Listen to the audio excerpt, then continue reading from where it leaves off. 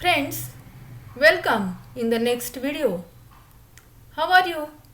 I am sure you are fine and very busy in doing your homework, aren't you? And you are eagerly waiting for the remaining part of the story, The House Builder.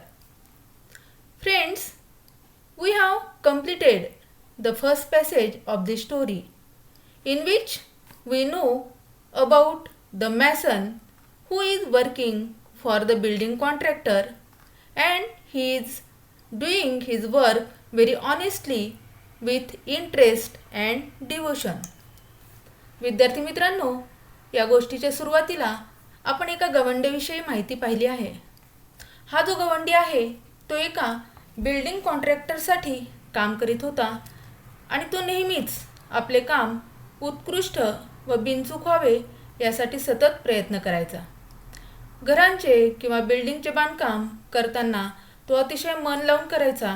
बांधकाम करण्यासाठी जे material लागतं, उदाहरणार्थ वाळू, cement, विटा, हे सर्व material तो उच्च प्रतीचं वापरायचा. यामुळे त्याने केलेलं बांधकाम अतिशय मजबूत व्हायचं. तसेच घरांच्या भिंती, दारे, खिडक्या, प्रवेशद्वारं, कमानी इत्यादींची मापे तो अचूक घ्यायचा. त्यामुळे त्या बांधकामामध्ये एक प्रकारचा आकर्षकपणा व सफाईदारपणा असायचा.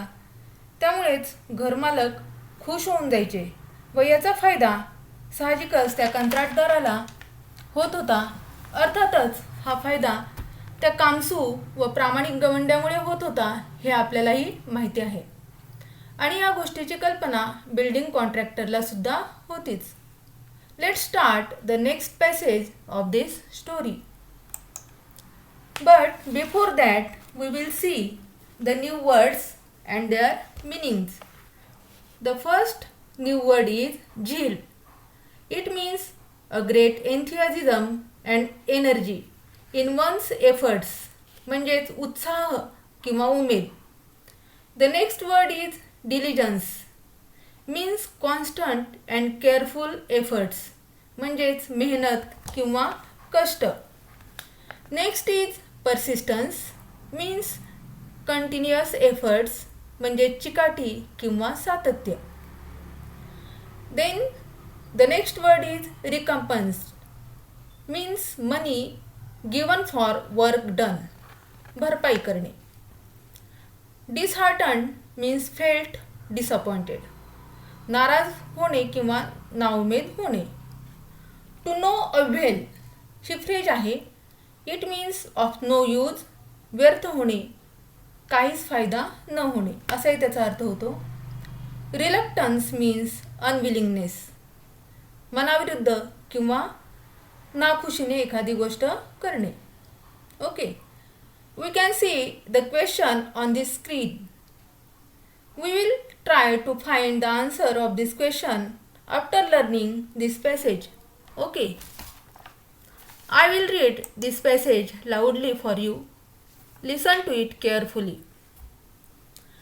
Because of the zeal, diligence, loyalty, and persistence that he displayed in his work, the mason was in great demand and fetched good business to his contractor.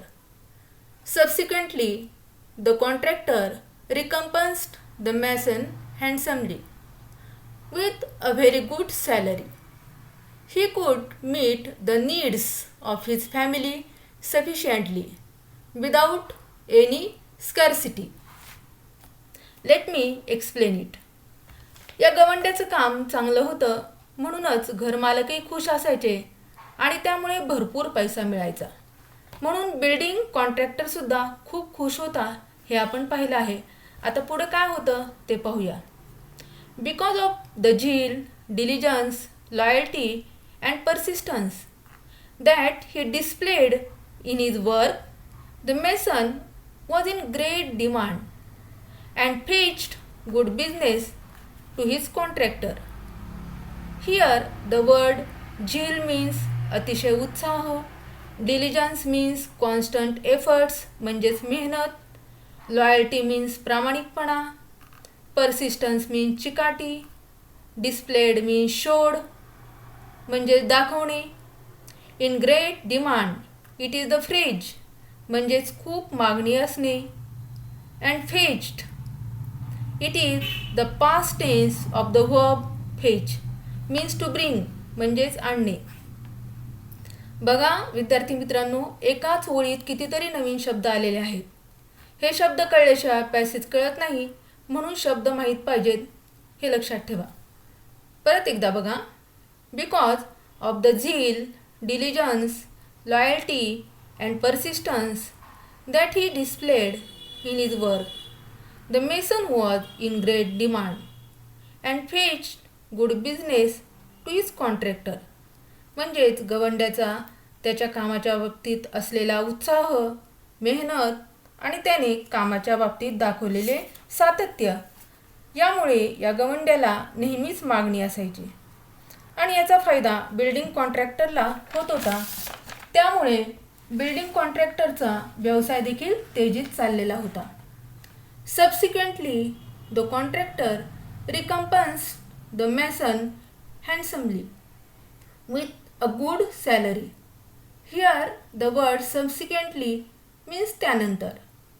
Recompense means money given for work done म्हणजेच कामाचा मोबदला देणे, भरपाई करणे. handsomely means उत्तम रीतीने म्हणजेच building contractor गवंड्याला त्याच्या कामाचा उत्तम मोबदला चांगल्या पगाराच्या स्वरूपात देत असे. त्यामुळं काय होत होतं ते पहा. He could meet the needs of his family sufficiently without any scarcity. To meet one's need he phrase आहे. याचा अर्थ होतो एखाद्याच्या गरजा भागवणे. गवंड्याला चांगला पगार मिळत होता, त्यामुळे तो आपल्या कुटुंबाच्या गरजा कोणतीही चणचण न भासता भागवू शकत होता. हिअर द वर्ड स्कॅर्सिटी म्हणजेच चणचण किंवा उणीव हे लक्षात घ्या. थोडक्यात गवंड्याला त्याच्या मालकाकडून चांगला पगार मिळत होता, त्यामुळे तो आपल्या कुटुंबाच्या सर्व गरजा व्यवस्थित रीतीने भागवू शकत होता. नंतर काय होतं ते पाहूया.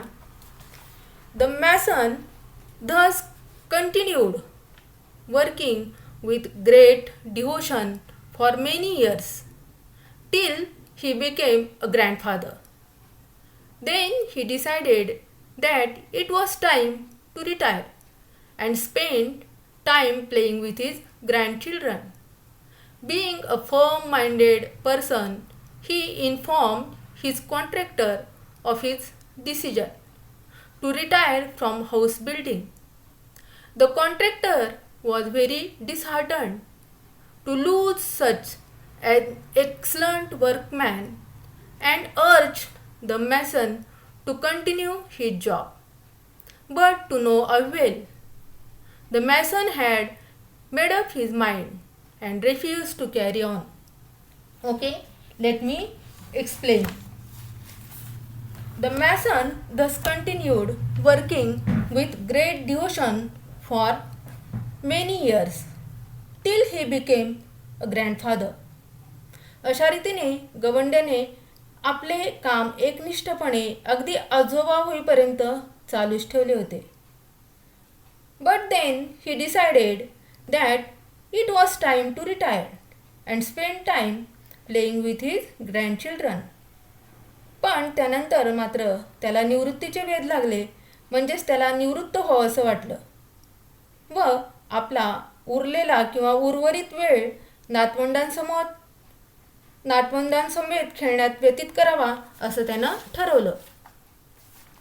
So, being a firm-minded person, he informed his contractor of his decision to retire from house building. Here the word firm-minded means दृढ निश्चयी. हा गवंडी जसा कामात परफेक्ट होता, तसाच तो दृढ निश्चयी सुद्धा होता. त्यामुळे त्याने घर बांधण्याचा कामातून निवृत्ती घेत असल्याचा निर्णय त्याच्या मालकाला म्हणजेच कंत्राटदाराला सांगितला. हा त्याचा निर्णय ऐकून कंत्राटदारावर काय परिणाम झाला ते पहा. The contractor was very disheartened to lose such an excellent workman, and urged the mason to continue his job, but no avail. Disheartened means felt disappointed, म्हणजेच खूप नाराज होणे. अर्ज मीन्स रिक्वेस्टेड, म्हणजेच कळकळीची विनंती करणे. नो अवेल ही फ्रेज आहे, म्हणजेच काहीच उपयोग न होणे. खरं तर गवंड्याचा हा निर्णय ऐकून कंत्राटदार खूप निराश झाला होता व या गवंड्याने काम सोडू नये अशी त्याला कळकळीची विनंती त्याने केली.